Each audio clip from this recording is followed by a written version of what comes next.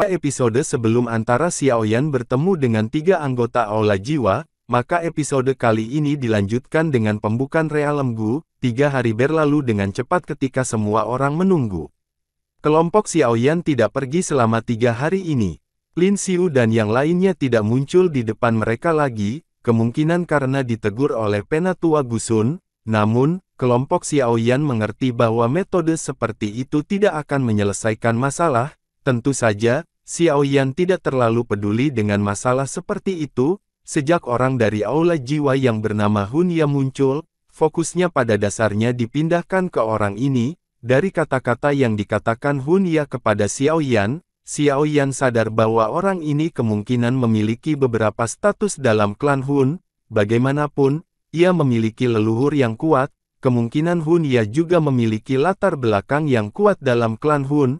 Kalau tidak, ia tidak akan memiliki 2 ahli Douzun bintang 7 sebagai penjaga di sampingnya. Seorang ahli kekuatan ini akan memegang posisi Tianzun di dalam Hall of Souls. Orang biasa tidak akan bisa memerintah mereka. Kata-kata yang dikatakan Hunya juga mengisyaratkan misteri di balik kematian leluhurnya. Xiao Xuan, tampaknya dia dikelilingi dan diserang oleh banyak ahli. Dari nenek moyang Hunya ini adalah salah satunya. Hal-hal ini terjadi terlalu lama. Tidak mungkin untuk menyelidiki mereka, karena orang ini telah memberinya niat membunuh seperti itu. Tidak ada yang salah dengan menempatkan masalah ini pada orang ini. Xiaoyan tidak bisa melihat melalui kekuatan Hunya, kemungkinan dia memiliki beberapa metode khusus untuk menyembunyikan kekuatannya.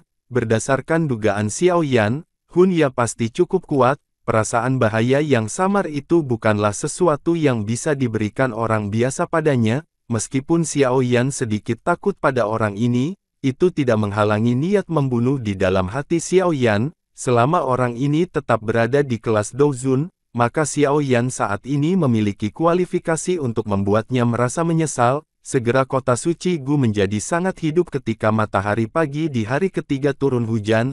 Hari ini adalah hari di mana pintu menuju Real Gu akan terbuka. Sebagian besar orang yang hadir ingin tahu tentang tempat misterius ini. Tidak banyak orang di dunia ini yang memiliki manusia gaib untuk menciptakan dunia, sementara gelombang demi gelombang kebisingan dipancarkan dari kota. Kelompok Xiaoyan siap untuk pergi keluar dari rumah dan mengikuti arus manusia, dan dengan cepat menuju ke tengah kota klan Gu. Ada sebuah danau yang sangat besar di tengah kota suci Gu. Danau itu sangat jernih, yang satu tidak bisa melihat ujung yang lain dengan lirikan. Kedalaman semacam itu menyebabkan orang merasa ngeri. Pada saat ini, lingkungan sekitar danau dihuni oleh banyak figur manusia, bahkan bagian atas bangunan di sekitarnya memiliki banyak angkatan. Dengan banyak tatapan berkumpul di danau yang jernih, banyak orang yang memakai baju besi berdiri tegak di danau, sehingga aura yang kuat menyebar, menyebabkan tidak ada yang cukup berani untuk melangkah ke danau itu. Semua orang dengan antusias maju. Penatua Gusun pun berbicara, Realm Gu akan segera terbuka. Area dalam Realm Gu sangat luas, tidak terhindarkan kehilangan arah jika Anda berkeliaran secara acak. Jika Anda akhirnya menerobos beberapa celah spasial, kemungkinan Anda akan berakhir sekarat di ruang kosong. Karena itu, saya berharap semua orang tidak akan berkeliaran secara acak setelah masuk. Kelompok Xiaoyan telah temui kemarin, berdiri di tengah danau. Dia menangis dengan suara keras dan jelas. Akan ada seseorang untuk menerima Anda setelah memasuki Real Gu. Setelah itu, mereka akan mengirim semua orang ke daerah pusat Realm Gu, pegunungan Gu Secret, dan ada juga warga keturunan klan Gu di dalam Realm Gu. Saya harap semua orang tidak akan mengganggu mereka. Kalau tidak, Anda mungkin masuk daftar hitam oleh klan Gu kami. Apakah semua orang jelas? Beberapa balasan sopan dikeluarkan dari luar danau setelah kata-kata Gusun didengar. Gu adalah warga keturunan klan. Xiaoyan sedikit terkejut ketika mendengar istilah ini. Warga keturunan klan Gu adalah level terendah dalam klan Gu, tetapi juga level yang paling penting. Setelah berkembang biak selama bertahun-tahun yang tak terhitung jumlahnya, ada cukup banyak warga keturunan klan Gu dalam Realm Gu. Mereka semua memiliki garis keturunan Dou di dalam tubuh mereka. Namun, garis keturunan ini tidak signifikan.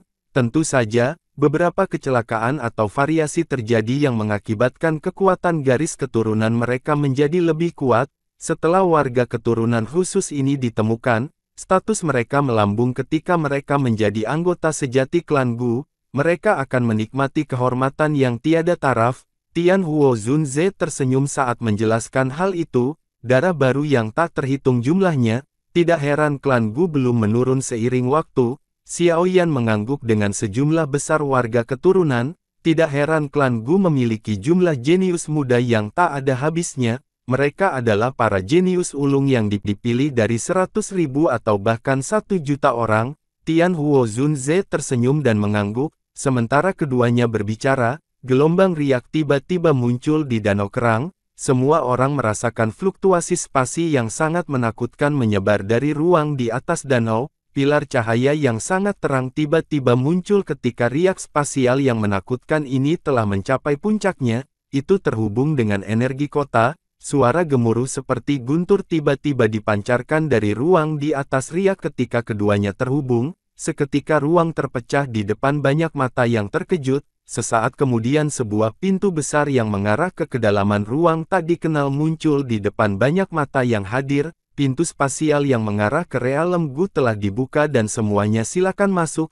Gusun tersenyum ketika dia melihat pintu spasial yang sangat besar itu terbuka. Setelah itu, dia berbicara dengan suara keras dan jelas. Kata-kata Gusun baru saja terdengar ketika beberapa tokoh di sekitar melintas. Mereka bergegas dan muncul di depan pintu spasial. Setelah dengan aneh mengamatinya, beberapa individu yang terampil dan berani memimpin, mereka merasa sangat yakin ketika datang ke klan Gu dan tidak khawatir bahwa klan Gu akan melakukan apapun untuk mereka. Dengan seseorang memimpin, keributan terjadi di kerumunan di belakang. Semua orang mulai bergegas menuju pintu spasial itu dengan satu demi satu, bahkan ketika dihadapkan dengan skala yang begitu besar, pintu spasial tampak seperti lubang tanpa dasar. Tidak peduli berapa banyak orang yang masuk itu, bahkan tidak sedikit.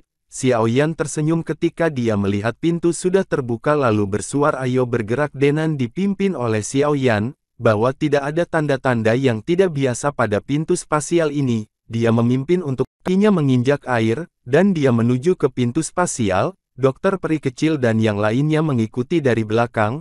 Ujung-ujung pintu spasial dijaga ketat oleh para pejuang tentara terendam hitam. Xiao Yan melihat Ling Kuan dan komandan kedua, Lin Xiu, yang telah mengungkapkan dirinya saat itu, di tempat pemimpin. Dia tidak melihat komandan ketiga Yang Hao. Kemungkinan dia masih memulihkan diri. Lagi pula, serangan Xiao Yan cukup berat. Lin Xiu menyipitkan kedua matanya ketika dia melihat kelompok Xiao Yan berjalan mendekat. Dia melirik Penatua Gusun, yang sedang sibuk. Setelah itu, kakinya dengan lembut mengambil langkah ke kiri dan secara kebetulan memblokir jalan di depan kelompok Xiao Yan. Xiao Yan bertindak seolah-olah dia tidak melihat hambatan ini. Kakinya terus berjalan di sepanjang rute yang telah dia ambil sebelumnya. Akhirnya, tubuh keduanya bertabrakan dengan lembut. Sedikit suara pelan dipancarkan saat tabrakan terjadi. Air danau di bawah kaki mereka tiba-tiba membentuk banyak gelombang melingkar yang intens. Namun, kekuatan yang digunakan kedua orang itu dikendalikan dengan sempurna. Oleh karena itu, tabrakan ganas ini tidak menimbulkan banyak keributan. Xiao Yan tanpa ekspresi, bahunya dengan cepat bergetar dengan cara yang aneh. Gelombang demi gelombang kekuatan datang satu demi satu dengan kecepatan seperti kilat dan terus bertabrakan dengan bahu Lin Xiu. Ekspresi Lin Xiu memucat saat mereka bertabrakan lagi. Kekuatan yang ditransmisikan dari tubuh Xiao Yan begitu panas sehingga menakutkan. Apalagi panas itu juga menyembunyikan hawa dingin. Jalinan keduanya segera menyebabkan bahunya mati rasa. Erangan teredam keluar dari tenggorokannya saat kakinya terhuyung mundur 3 langkah di permukaan danau. Langkah terakhir itu bahkan menyebabkan kakinya jatuh ke danau. Jelas, komandan kedua dari tentara terendam hitam ini tidak dapat memperoleh keuntungan dalam tabrakan ini. Ekspresi Xiao Yan tidak jelas. Dia melirik ekspresi jelek Lin Xiu tetapi tidak mengatakan apa-apa. Dia sekali lagi melangkah maju dan menuju gerbang spasial. "Xiao Yan, kamu seharusnya tidak sombong. Secara alami akan ada seseorang untuk berurusan dengan Anda dalam alam Gu. Aku akan menunggumu keluar seperti anjing mati." Tindakan Xiao Yan mengabaikannya menyebabkan pembuluh darah di kepala Lin Xiu membuncit. Dia akhirnya mengepalkan giginya saat Xiao Yan hendak memasuki pintu spasial. suara rendah dan seram ditransmisikan ke telinga Xiao Yan, "Kamu terlalu khawatir, Komandan kedua kamu harus menjaga dirimu sendiri dulu." Tubuh Xiao Yan berhenti, dan dia dengan acuh tak acuh menyeringai. Setelah itu, dia tidak tinggal lagi, dia melangkah ke pintu spasial, ruang bergelombang, dan dia dengan cepat menghilang. Lin Xiu sekali lagi mengerang ketika Xiao Yan menghilang segera, jejak darah merembes dari sudut mulutnya di depan mata tertegun dari beberapa orang dari tentara terendam hitam, ekspresi Lin Xiu suram, Doki melonjak ke bahu kanannya, setelah itu, dia tiba-tiba membentangkan telapak tangannya, api ungu coklat dicampur dengan warna putih pekat ditembakkan dari telapak tangannya. Itu ditembak ke danau, yang mengeluarkan kabut putih yang sangat padat dan suara mendesis. Nyala api ini adalah sesuatu yang Xiao Yan masukkan ke tubuh Lin Xiu ketika mereka bertukar pukulan sebelumnya, namun, Lin Xiu tidak mau menunjukkan kelemahan di depan Xiao Yan sebelumnya. Karena hal inilah dia dengan kuat menahannya, namun demikian, dia tidak menyangka bahwa dengan kuat menahan api yang menakutkan ini menyebabkan tingkat kehancuran di dalam tubuhnya. "Xiao Yan, aku telah meremehkanmu namun, bukan giliran Anda sebagai bajingan dari klan yang terbuang untuk bertindak arogan di alam Gu saya. Secara alami akan ada seseorang untuk berurusan dengan Anda di alam Gu. Saya akan menunggu di sini ketika Anda keluar seperti anjing mati. Nona muda bukanlah seseorang yang serendah yang bisa kamu dapatkan."